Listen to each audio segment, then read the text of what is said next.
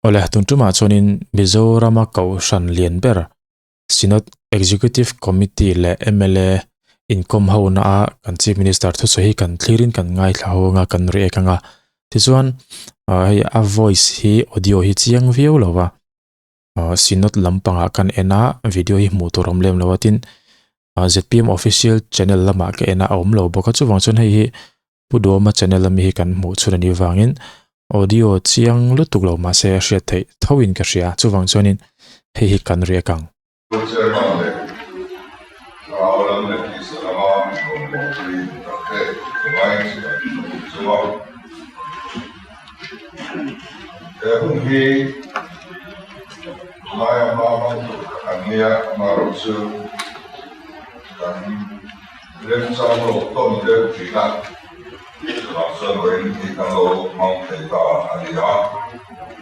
local kayo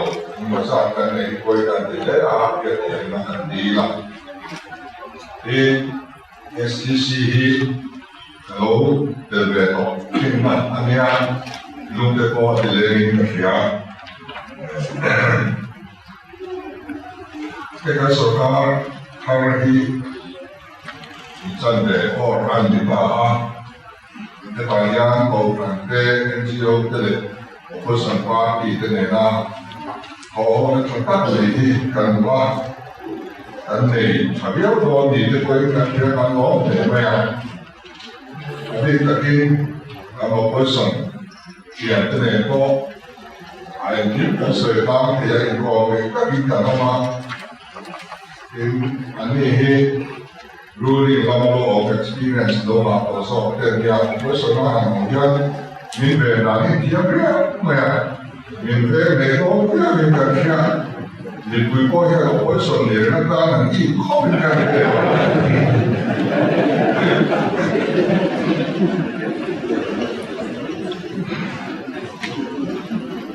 then another antena na ko mo so ko so pero no ka so ki achane ya awai so na ya God na say kaya attention he kan kaya mo na hey party me to submit na ibo ang dia kaya beneficiary selection kan ite kan chachina lazwa hantu po party me ite ano de china mai then ito ani di kantunya loa सरकार ने अपना अंची project scheme trade यारे आया बेनिफिशियरी दी अपनी ही उद्योग तो लोग ना करते हैं अभी नाचवान बिजनेस पार्टनर इतुरन ये कंदिया कंधा कोई गोया स्कीम करोड़ा जो तो संपत्ति कंदी कोई तो कहीं Ulok tata kana within the Torah supervise suya monitor suya and ako business partner ise ite aniya in CBI the general consent kana tera CBI ina suise dia rotna omaksire isu anulate shell dan tuma Tundaya सरकार को नीचे दोगे kan bil kan katen kota तो मतलब अभी दबी लोग तो ना लोग क्वीन CBI आज यमाय लोगे जोरा पुलिस ही हम कंप्यूटर कॉपी हम लोग से आकर कोता फिर से सही में ना सरकार और नीचे लोग हमारा उसका खेत Khan next year actual CBI pay you know at the instruction kan to domain ani the project monitoring committee kadina tatwan FX CIO in member kan dia PFI in member kan kopa Congress party di training member local kopa NGO training local kopa di del anni kopa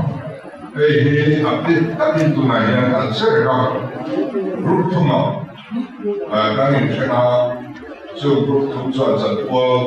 anh sẽ chấp vào cái chuyện vì quality control division nên trong luật dân process cái này bisa besar nih anh tại sao thế mà sumi aktif để là spot inspection vấn đề phản chiếu general body meeting dan sợi khoa suatu cái chỗ này nó sẽ làm riêng nó sẽ làm dan cái số hóa chúng ta có cho có cái một cái quy để nói ví dụ rồi nói đến thứ thì in để cho nên nó sẽ phải hỗ trợ thì cái việc của những hoạt động lúc đó có cái này lại khác một loại cái tổ chức sự cái này bị xe có rồi thì cái chuyện mà sự project local để sẽ tổ chức contractor để phi của tổ nan thì thà là ở đó tổ cái này thì cái này tổ chức khá để bổ sung khá xiên anhดูanh biết màคือส่วนด้วยกันที่เราเชื่อต่อไปกันที่เรื่องการทำงานการของเราได้ออกได้กันตื่นเต้นนะอันนี้มาในเขาพวกเขาก็เป็นน้องแก่ตัวไปเขาบอกอันนี้ในการพูดคุยกันตัวว่าขาดอะไรเรื่องสิ่งที่เราการทำในก็การเนี่ยการทำมาเรียนเพื่อพอ process เรียนเพื่อพอที่มีปัญหาแต่ยังgovernment calls school here. So kami lupi nanti ada maya. Tuan kami polisi actual PPP betul terkait dua ini so. Government in सरकार आपे school te kan buat. Selama kan notice government ante kote kan buat sekolah. Còn phần khác của đại sứ tỏ lộ cái này phải sở ca là học sinh. Anh đi ra soi ở bên kia thế, mình làm tiền về vay tiền này, ở đây còn có thành điều suy vay này tiền. Còn phần khác thì nhớ tỏ lộ soi anh đi làm được khác thì chắc là, chứ mà mình anh mà lấy xem cái sở ca là đủ cho, còn phần hôm nay anh khác ông tỏ lộ mà. thì sở chúng ta cái này vì sao thế sẽ注意好嘛？这把说过分的management cái cái có cái cũng cái cái này hey chúng ta management trả cho nó district council cũng lại với có phần de management trả luôn đó có phần cái enroll dia lah sở ca mình để over Tôi nói là số cổ phần cái nó được rồi, nó là ta nên mình làm cái đó, nó sẽ số ta. Cái này mình thọ ra cái đầu tiên, mà cái sự này cái số ta là mình có sử dụng. Cái thấy chính là sử dụng một cái gì số ta hiện. Rồi cuối nói số cổ phần này là anh đi cái rồi cuối tay là thì cho sử dụng được सरकार का अनुसार improvement function अलग हो सकते हैं हमारे इसमें हमारे ही कंपनी को लाई अब तो रेडी हो गया है एक कंपनी को क्या लोग वो मिमाले को तो ही लोग दे अंबिया रिजल्ट तो नहीं करते tuna atha soila hi poimo emema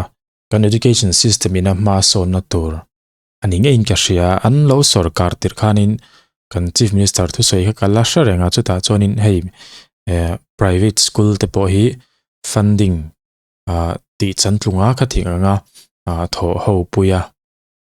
enge private school chu posting om ve thei box hi lo mo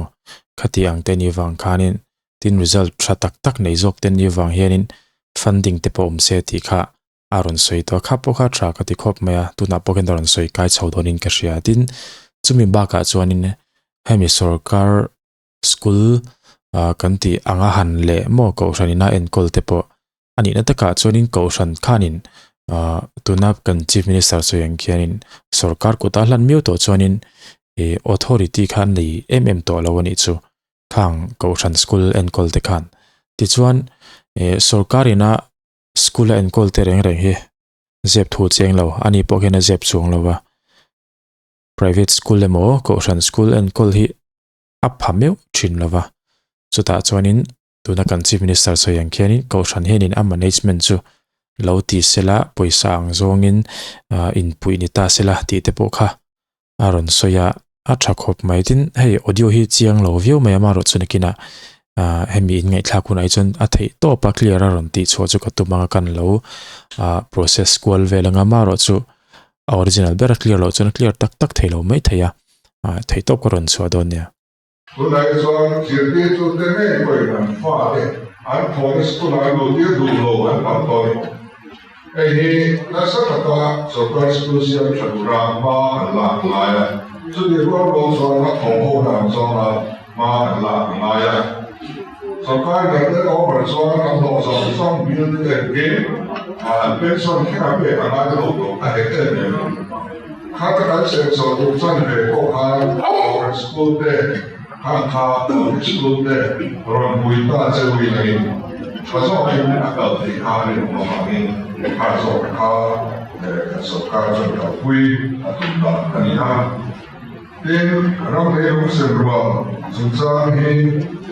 tụi nó vui cái nào tụi ta hay chọn progressive tax money hay chú cái gì đấy anh ya lansing after a neighbor and practice law. A lot of lansing academy. And for them do that, to them, I mean, how that is a law. So, also, how much one? You know, they don't do also, near and young. So, I have progressive tax zone young, Detroit and young. So I ration card ni poi whatever no ni kan ration card account ni kan lai chin dan ra au ka ba kada tang khan su poi la ram an nei chin te kan ya ram pa la chuan tax pa mai joya so ni ba ka nei la chuan progress on ai lam so ka nei ka to le tax card sa ko to ra ram này ta mà họ lộ trình khảo mấy đôi anh này ta tụ lộ cũng khảo cho nên do khảo quy là cần gì à đi lên xây cho nên tu nami kha wa han thadon ve chan chu kan rama hian ti tiang an nei nung le asum nga te hian in ram te in mun te an nei cheu maya khami progressive anga kal don ani chuan LSC pakhat kan chief minister soyang khan khanin tax panga yang chi aret panga yang ina kalanga tikhan ramanga po le khan tax choi tur kha tam chho tel mai thona control na thatak ani donin ka hriatin ram te hi tawani kan Mizoram chunga hian Mizoram chunga ti Aizawl bik kan ti teang khodanga te chuan district danga te chuna lo tlom te poni the amaro chu Aizawl a chon tau to khop maya hei po hi mi hausa te wang ani eng ang pun han siar se leido pop thei mai hi an tam to chu wang chon hei poi control chu ngai viwa heti ang renga kan rama kal ni chuan nakina kan tu le fa te hunaron thlen huna hian tun huna ti thei do te le anei do te tan hianin din chan na chan si tam don bik lutuka ti mai tiang chu wang chon hetia ram nei teu na tur han control a tax han ti san po hi thil thatakani hei kan chi ve saren thu thatak taka seidon tlatin a hriat tun tum video chu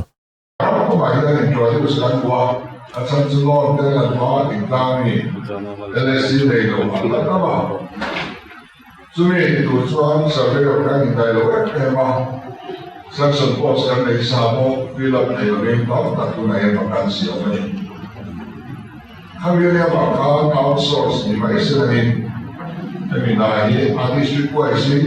by district at ang magyari ng transport by na digitization ng health silang kandiyan. Doon makakapas biglo kung ang leting bukto at ang doon system har technology har na revenue holding law na kisuan ang digital sa apel sila buhay kayo buhay so kaya ito join ang outsource ko join so kaya manpower kan ito ba kaya so yan mawaila ang sabi ani then so every low so จ้างอะไรนี่hey construction ทลายไปเลยสวยโหดนะการ excise minister ก็มีการเลี้ยงตัวพอโหดนะดูแค่เรื่องสุดเสียกันดีละอันถ้าต้องเลี้ยงสิ่งที่อันโหดเลยconstruction ทลายการโหดกันที่สุดเลยไม่อันถูกบอกว่าส่วนมันมีใครก็คอมมิชชั่นหรือลงตัวมีค่าอันที่ท่านจะกลุ่มกันก็จะถ้าคอมมิชชั่นผมสิ่งที่จะจบสิ่งเหล่านี้อารมณ์ช่วยบอกว่าจีมินิสต์ที่เชื่อมั่นอารมณ์นี้เป็นยังไงก็เชื่อมั่นกันนี่ที่การที่จะมาเรียนรู้ข้อมูลส่วนการนี้เชื่อว่าคอมมิชชั่นก็ว่าอันที่ท่านเลยแต่ก็คอมมิชชั่นsupport committee rasuan maupun kejidim dan kira asal baik reduction ini exercise dan contoh sekalian ini member orang yang exercise dan tulis lagi asal baik reduction lagi angkoi apa soal ini mana reduction lama yang tadi social welfare angka tulis yang soal ini rosekan kita in hampir dan dinakan Central Valley kan di mana kan di yang kami kan tahu dari turin tanya apa yang sekum dari kita pun lah itu soal bukan silang artinya tak silang ini kan rela jadi tak dari bukan laptop ini dan juga tahu soal exercise active kan amin loh soal kan kalau boleh kau kan karena kami baca pada hal tak hemat lagi. Ni kan tak hal, ni kan tak hal. Tengok pada kita ni kan ni kan ni apa. Ni so kan pada kita. IBC noya. House trespass lo ni apa ya? Apa so kan boleh ni se? Apa ya? Apa boleh lah kita tu bangsuan. Macam tu authorize dengan legal protection kanai effective zone kan check dengan during in suri na siap tak kau tu layan kan buat mereka. Kami ki atang ni terlawang tu kalau soi thai mai lawa tu na po hianin adu hi chuanin check thau hian ka hria mi in han check te private person taksa han dap mai te hetiang chi te authority ni lo mo private person ni lo ti ve ngot te kha phal ani don lova ani lova kan ti jok tiang chu chu na pong kan chief minister khanaron soi chiang khop maya trespass phal na nei lova mi in lo dap ve ngot te kha dan lova chet na kha ania case nei theinia khami po kha engen yang an dap theina turin dan anamen don an siam thadon chuni mela hei hianin enge impact tharon siamangem hei dan te po hi han soi zau zel taila meiche hianin India rama chuan dan an nei tha em maya pol bil dan hin nei tha ni hei po hi kan mizo meiche te hianin han aware tak takin han practice du tak tak seng chuanin mi patam tak chu zel tang tur hi chu kanom chiang ani inbox a kan meiche biak dan chung changa te ka khatiang sang sang khan meiche te hen an right hi han mang du tak tak seng chuanin mi patam tak chu case nei tur hi chu kanom chianga tin chumi ni lovek point meiche te han sual du se dotin mi pa te point min pu tluder thai ani chu wang chuanin dan lo om hi tam tak chuanin dik takin an manganga amaro chu then khathianin ka ti thei lom chu mi dan chu ka nei to lom ti wanga engen yang over taka han cheta khatinga ti na kha an control theina tura kha an siam tel po anga in ka hria an ma ni anin ven himna mei ba ka khan khatinga du le da engen yang mi in vadap ngot theina kha an launch son an ti don ani chuan a control na lampang tura po khan ti ve tho chu ngai khopin ka hria chan chu mani dan nei te mani right nei te hriat le lutuka midang tana nok sak khopalo chedu te hi anum ve thei pala chumi ven thon na thula chuan ania kan ti bi ka chu amaro chu tuna an implement tura khi chu a tha khop maya magistrate remti na le khami warrant han nei kherlai process kha boi thlak ve boka amaro chu khami process ol samjok se maro chu du da na dap thei ngot ni lo na dan tho kha chu omse adu om khopin ka shemi chungchang ai chon session ren bil ko re ma chu amman mo tha do ka share ba ngi do le circulation point kan tema adilan dan om thawa fan mai de du ri di thoi dom chang kan ti ha bu ba hi pra ta kin se la kan man se ko có một lúc tôi thấy cái sổ thu cái là đó mà sao có những anh rồi mua ra cho một công ty à cũng bao mà tôi thấy cho anh ông quay lên đâu mà một công ty là bao này thì cho anh chị à anh mong sai thì custom hậu hiện anh không đủ đồ mà người nhưng mà cái đồ số anh đã cái gì rồi thì anh thắng rồi 또 토베로 수학하는 스포츠에 봅시다. 아 폴리스가 간만사의 폴리스 스테이션에 아까 또 말고 저 방송이 만디가 뭐 이렇게 많이 나는 소리도 아까 또 말이 저기 아까 안 오르는데 앞에 나오까 이 거꾸로 때 왜가 이제를 주한 Maka orang mahu, polis kan mahu, SIS kan mahu, custom kan mahu, samurai kan mahu. Nanti apa Israel mahu, Lieutenant General dan Kasih dia mahu. Akhir suara di pun setelah kita samurai polis dia. Setelah suara mahu orang ini kan ini apa? Macam apa? Apa kata ini? Allora gli eserciti come in Italia non fuori, hanno ministro che il papà, hanno lo sa, dirà, quando sei caso che non ha mai, su posso dare una voi su di te su mia lai a voi ha come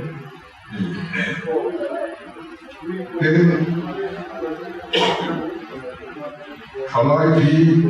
kantama AIDS reho Hindi ko na manya ko na namin so Suka AIDS reho di bale media Number na kenta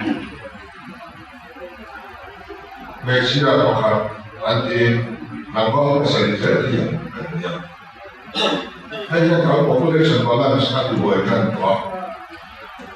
Ang bahay ni Joshua kan bersih tentang dalam nilai konkret. Sudah kau bawa serius sebenarnya. Sudah kan kalau orang mungkin kan seharusnya simulation dalam kerjaan kita biasa. Lain itu dalam dia orang tu yang kau dalam apa ini Amerika program ini kan di luar ini malu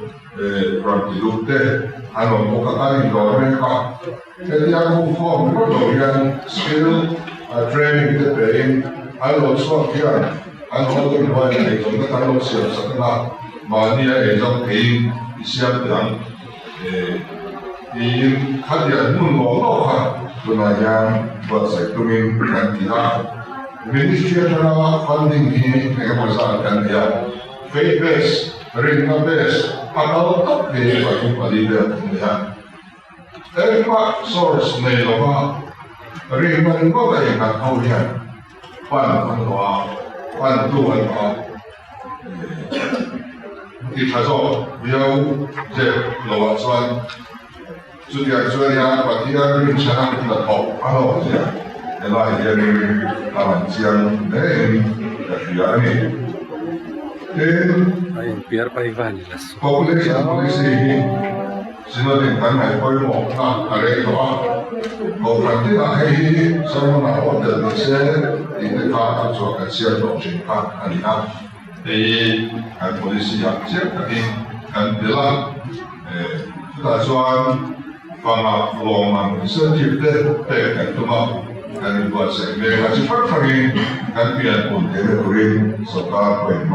알아가 에나마 코프라미 awareness 때 그런데제가 코프라 매치에 코프라 좀 바로 좀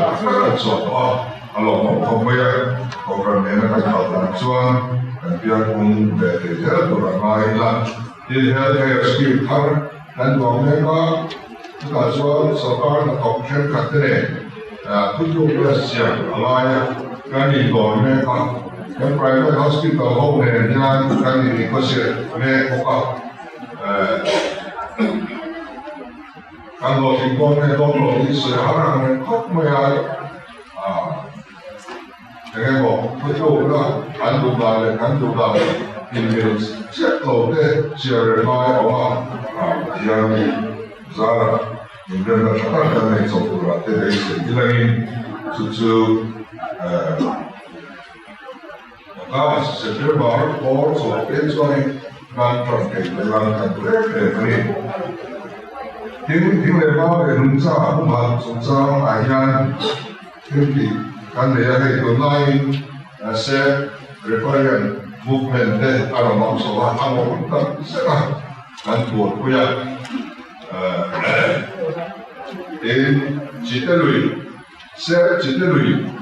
o din alonia, bocana. Tu atunci veni să faci mania că mi fecua a meeting kana toa, cum rupela tu todo. Tu poți să gana din un cal că porco mea amaro tu citelui cu nimale, ca să organizezi mai. Aloe proxima Kandu dansuane repairing wall di chokka kamde rabelam attachment area the over plantation te hanti keilangi dichuan asana hum au popilangi eta hum ta kotte ta siavela kata festival the feast festival the siavela picnic center no ta hanti kanwa dinnuite par pasari pranruwa tu ola jusuan no maro pura就是因为BA in Dona and scheme they lie, Dona project they lie there, check academy, so some my local India, available doctor can sell in. So we there was sorry, see a chance and Bolu and now one loader was said, Dite and Rela, in my hand and really, and so on, Coliseum Chatna and Top and Kuma. Amaro su akam akwan tu kan nei taloe kan mai lai kan boi ma an ya lo che kui tu pa al long jin ke ma su um hal la pe ko a ke jin jin kan so ma su kan ya den kan ma dan an nei ma sak riverine protection reserve forest kan the physical sakta sama bali per nama per kan the akha kawati high court di kuasa ka chuan ko na ya kan de lowa kan we lu so paroble national highway kam to hu al ge da ka kan ne to lowa chuan sarkar thar hian kan ne wa kawati high court tu ka ya pilih yang penting tu naya pilih kan buat saya untung juang ani doa untung juang tu pilih lo kah minat minat mo kan dene mo itu mai tuan kan tu kau maya itra ini mana dene tu naya environment protection no kau itu mo le mo sana no chokada ini tu kau maya kan boleh di bawah semua kan kata koma, ane apa yang ada ya, saya ini kan di dunia tuan, anram environment ini ada tu growing kan dia, tu kan malah pakai ane dan sakwa hubungan mayan, itu nasalkan harap dia host training ada saya di kan dia thì có MP để các thằng này về các cả xuống tôi đi nhưng mà đến về tôi đã các thằng mai tôi đã số năm rồi hẳn là còn về mình cũng phải có sở các siêu tôi nó có lên được cái này như sao Italy này kan saya nak buktikan dari negara Malaysia yang laksa dikeluarkan di luar katanya tutup siap kehilangan uang itu maksudnya isu guys jadi Họp thông qua luật bản đồ thì cái liên quan tốt về khi mình chúng trang khi India là India khơi dầu ngân thuật đón thì chúng trang khá này là beka MP kami candidate đến thì phèl nua trang khanin ZPM hiện an soi ngay rồi ngân là soya amaro cho zona hin dong nem vía và tuần thang program hay kan chief minister pon là soi fia reng maya thut na lampang big on big kan nei don lo issue basin kan kalanga NDA lampang tran an ngai huna NDN tananga India lampang tran an ngai huna khateng khan issue basin hemi issue a chuan India lampang hi andike hemi issue a chuan NDA lampang hi andike ti anga hanom the kha andu thu sam peranitin news trend khata khanin thil dik tok lo te poron chuaka NDA lampang angarin lu do te pokha kan state te pokha omani amaro chu kha ti sual ania ZPM lampang hi chuanin MP an neita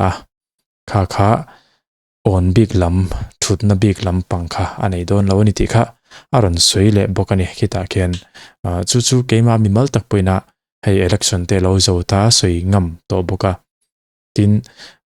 in thlan result te poron chuakta he technique hi aril zekatia chanchu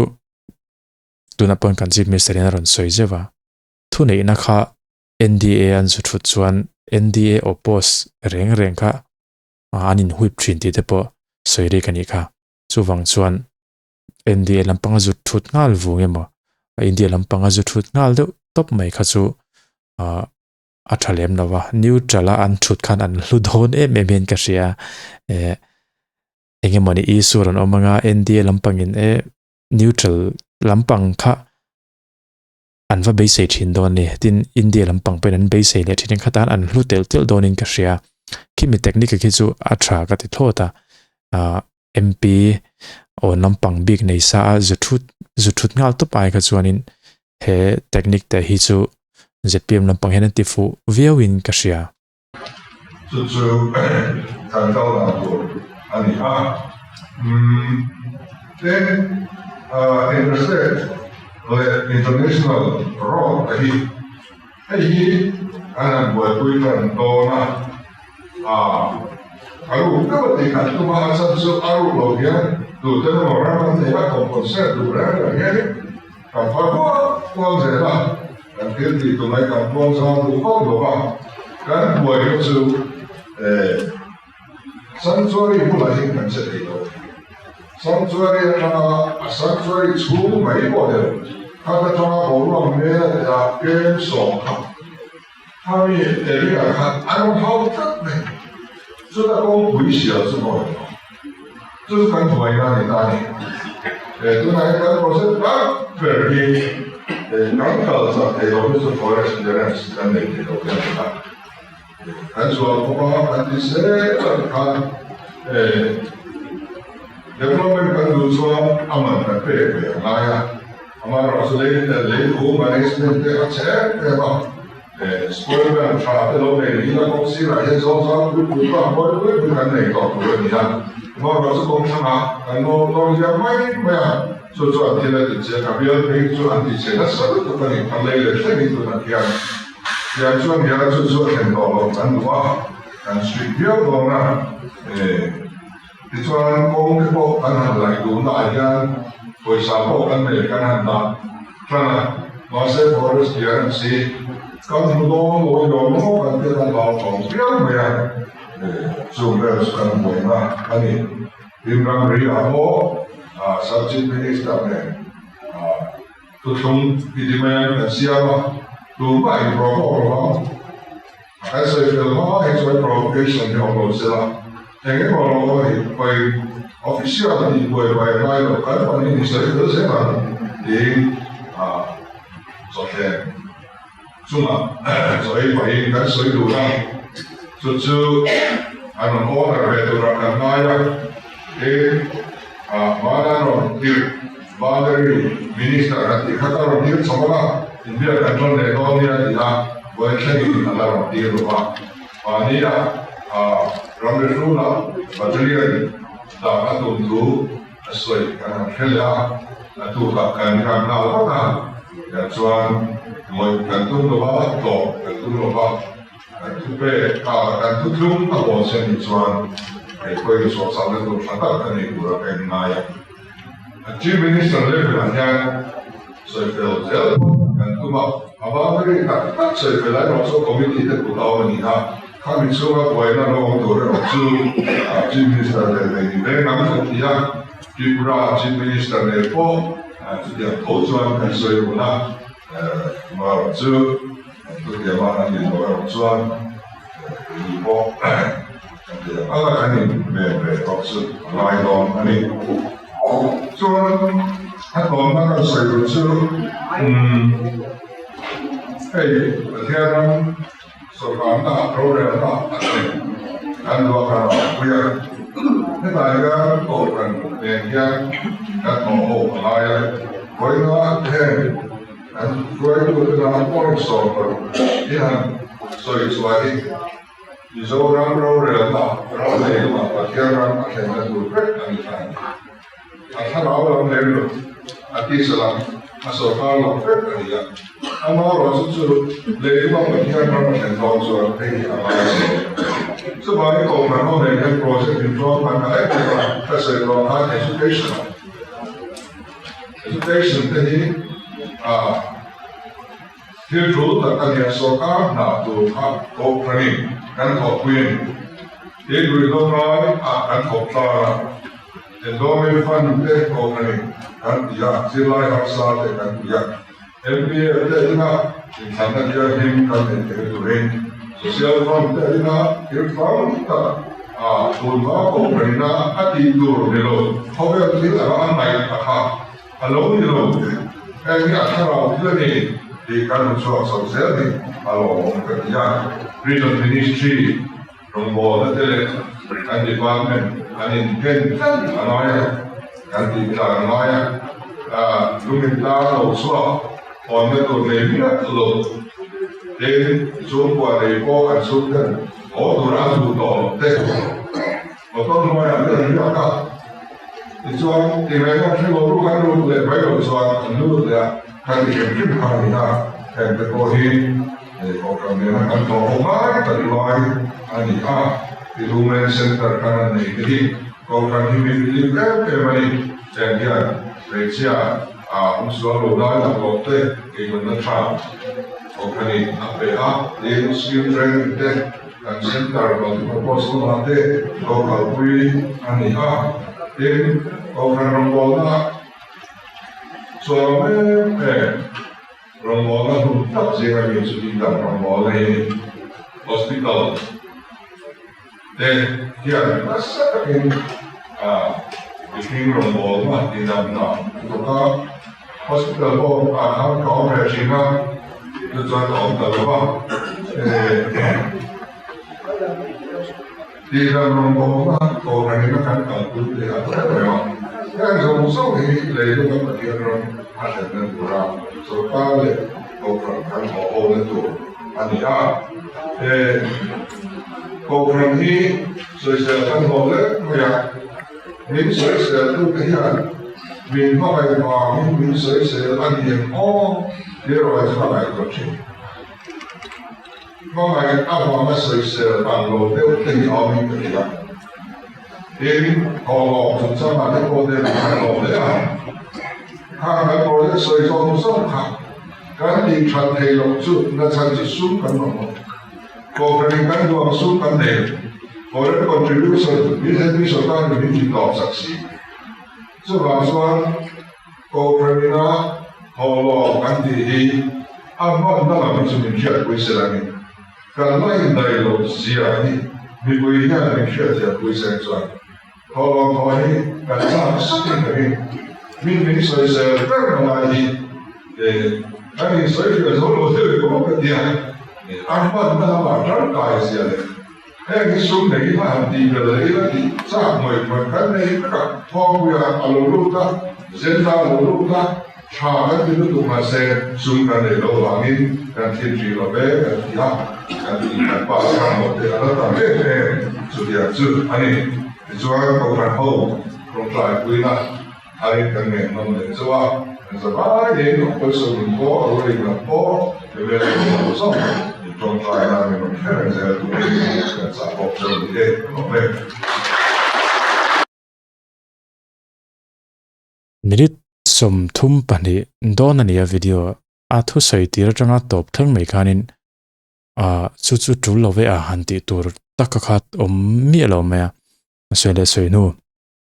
ti hian social media rang dona anti lo tling ta em ti kha